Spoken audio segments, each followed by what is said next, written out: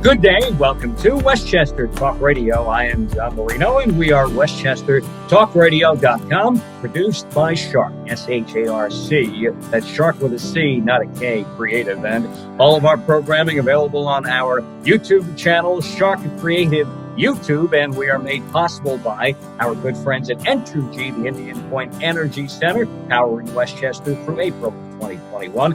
Lipolis Electric, don't be left in the dark. Get Lipolis. And Hightower Westchester and Hightower, they manage your wealth to a fiduciary standard. Here on the Cup of Joe political show here at Westchester Talk Radio, we are joined by the mayor of the city of Yonkers, Mike Spano. Mayor Spano, great to see you again. Great to have you with us on Westchester Talk Radio. Good to see you, John.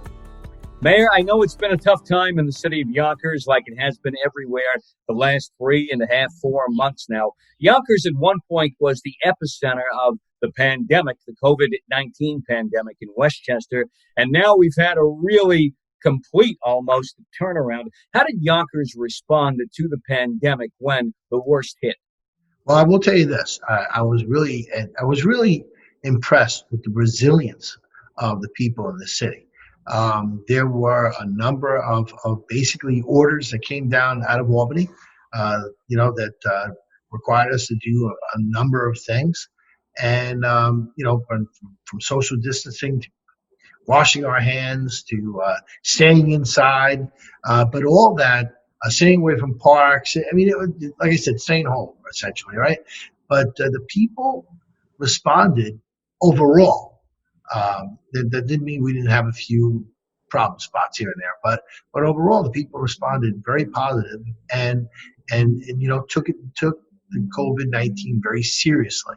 And because they did that, I think that is the reason that we saw such a quick turnaround.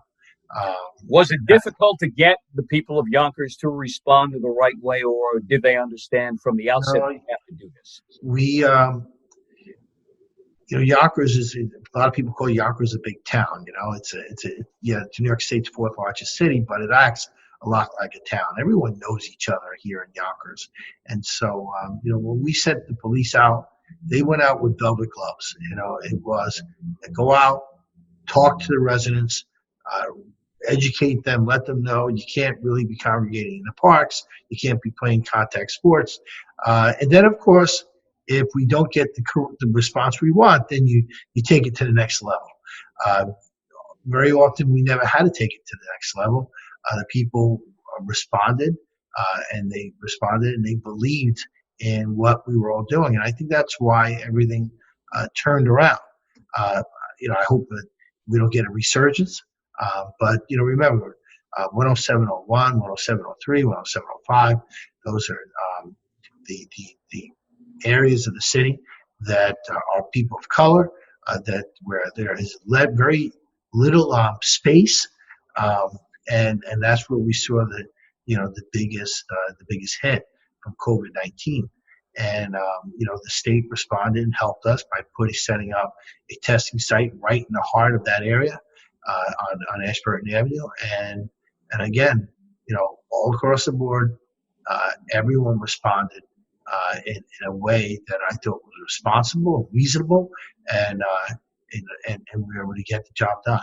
And if we continue to where we're going, I would hope that we're going to be okay. But like I said, I'm not a doctor, so I can't tell you what the future holds, because I'm always afraid by what I see happening nationally. But I like the trend that we have locally.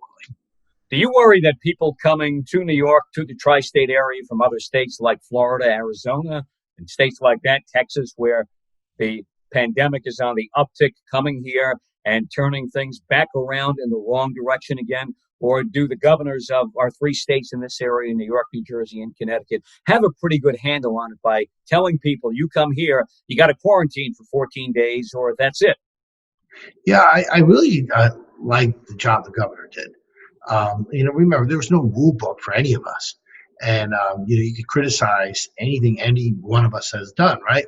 But overall, I think the governor did a great job in following the science, keeping us all committed, holding us accountable. We have daily briefings with the governor's office, daily briefings with the county, and it's all about your locality. It's your responsibility. You need to do the things you need to do to protect your residents.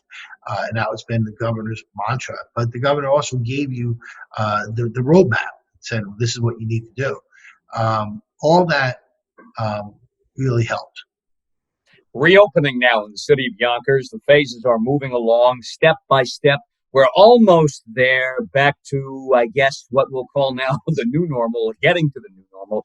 How are we getting there? How are things going along in the city? We're at step 3, and you're right, it's a new normal because we still have to, you know, wash our hands and we have to practice social distancing and wear our mask and try to avoid crowds less than, now I think with tier 3 we can go up to 25. We're up to 25. So my son was able to have his birthday party, at least with a part of his family. So we the new norm is something what we'll take getting used to, but we tried to do what we tried to do in Yonkers was we tried to, because we know that a lot of people are out of work, for instance, lots of people. And we also know in Yonkers we have a very high number of undocumented. So the undocumented out of work 11, 12, 13 weeks and families to feed just like all the rest of us and don't have the access to the government dollars. And so it was important for us to try and jumpstart our economy as quickly as we could. So in stage 2, we allowed our restaurants to open up, not inside, but outside. We made available to these restaurants parking lots, sidewalks, parking spaces on the streets in front of those same businesses. And I was delighted by what I saw. Many businesses, they didn't have the full complement of what they normally had, but they had the ability to put their people back to work. And I think a lot of people had fun. The weather was nice. They got to have a good time. They were cooped up for so long, they got to go out and spend time with friends.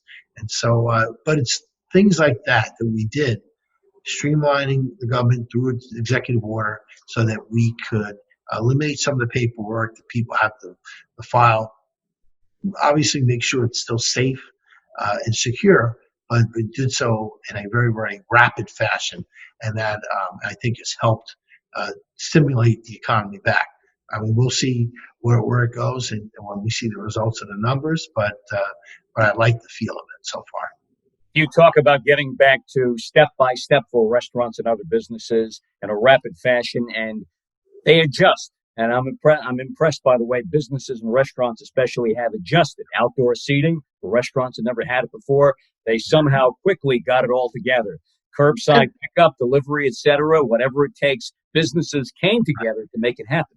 And John, it's something new, right? So it's something new. So people kind of enjoyed it.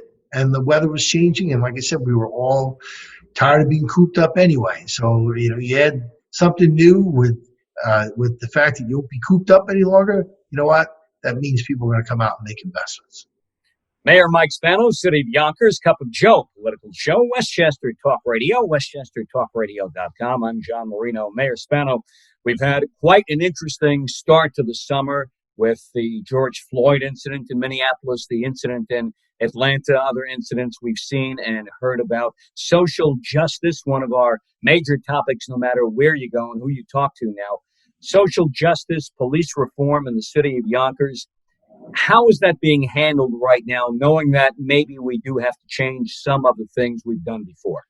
It's interesting, and a lot of people don't know this about Yonkers. So let me tell you a little story about Yonkers. We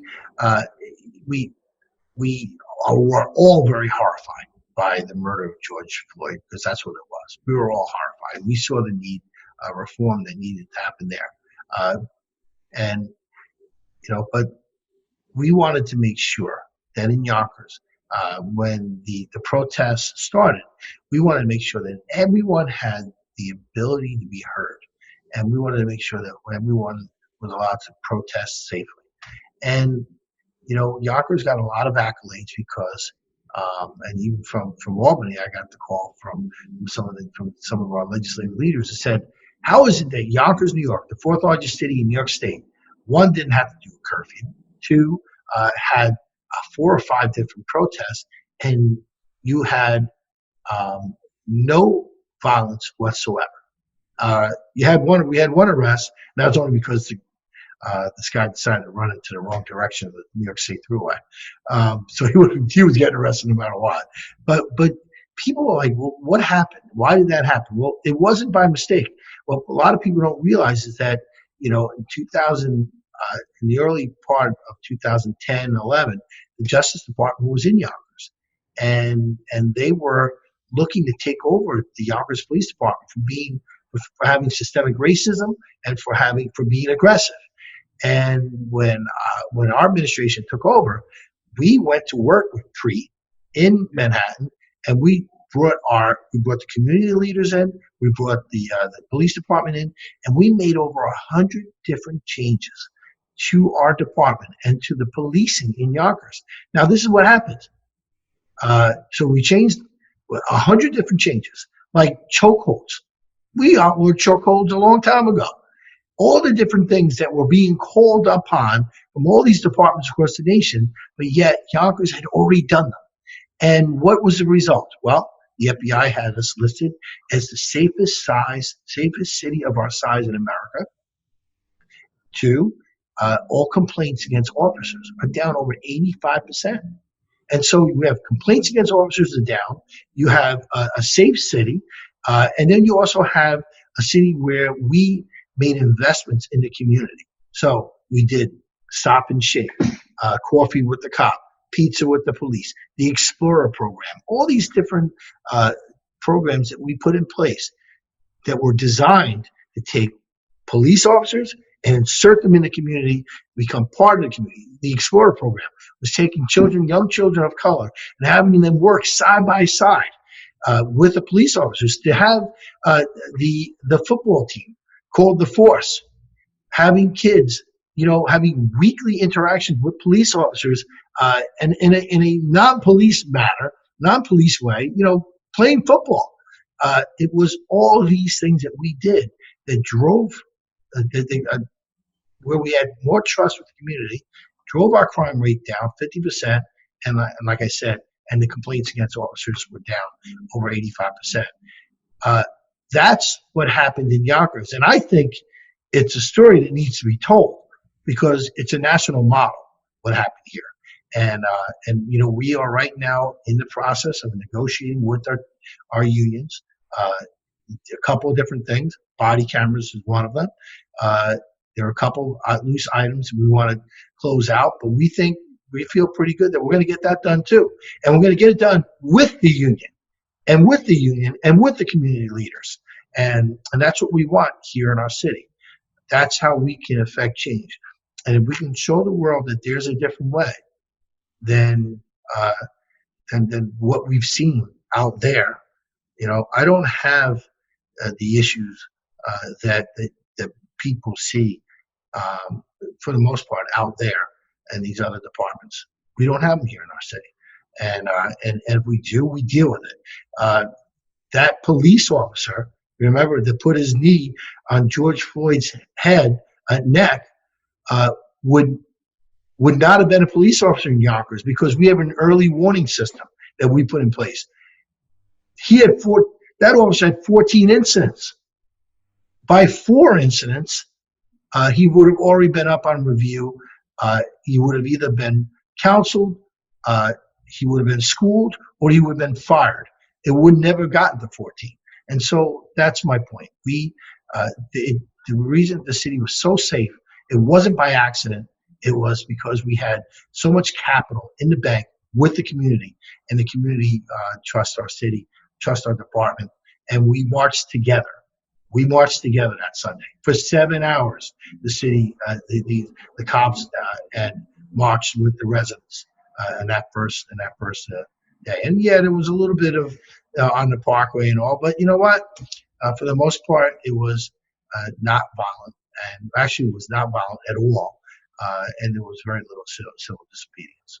And when you have police reform like this, retraining of the police department makes it easier for the police and the community to work together on issues to make everybody safer, like gun control, drugs, gangs, and No, everything else gun associated. controls, that's New York State has some of the toughest gun laws in the country, but yet we have an individual that got shot in Yonkers earlier this week, right?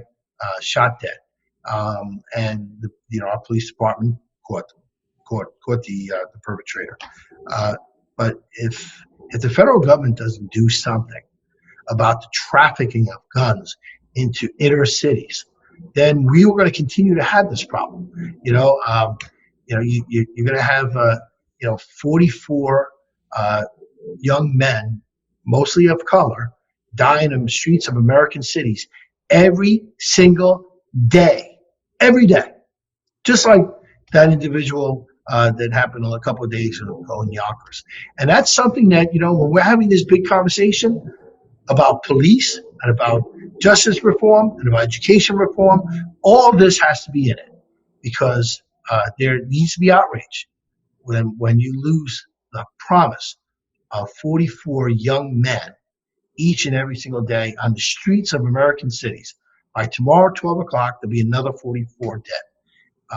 That is outrageous when you think about that. If you go back to the 80s, and John, you add those numbers up, and you go back to the 80s, those numbers come out to more than all of our wars, the casualties in all of our wars combined. Could you imagine? Go back to the 80s, add that number, 44 a day, and you will see that number will exceed the loss, the casualties in all of our wars combined. These are incredible statistics you bring up, and you talk about the need for the federal government to get a lot more involved. What does it take for Washington to become more involved? Tragedy after tragedy, it seems like? It's sad, right? It does seem like that, doesn't it? Yeah. And it's very frustrating. And I just think that we have to persevere. We have to continue to, I signed just about every mayor reform letter known to man that we send to Washington, and we're going to just have to continue to push on. The lobbyists, listen, I'm not opposed to anybody having a firearm. I mean, I support the right, but what I don't support are these military style weapons that can end up in the hands of kids in inner cities. And that is something that should be relatively easy to do something about without going after somebody's, Second Amendment rights. How much has the budget in the city of Yonkers been affected the past few months? Hardly any tax money coming in until we get into these reopening phases, step by step, to have more capital to work with. And yet, is the budget something that is just set in stone once it's set, or is there some flexibility to it? Well, one of the things about our budgets is that we have what they call economically sensitive revenue. So, we have sales tax revenue that we depend on, personal income tax revenue that we depend on, transfer taxes, which are based on the sale of home properties that we depend on. And if the economy suffers, then we can guesstimate those numbers all we want, they decline. And so we're looking at somewhere of about $40 million that we've lost in revenues. That's $40 million that will have an effect on us moving forward because money that's not coming back. It won't mean immediate layoffs because at this point we're still able to operate and function under our surplus. But it's going to have an effect 2021. It's going to have an effect. It's having an effect on New York State. The governor's talking about potentially cutting 20% of our AIM aid, 20% of our education aid.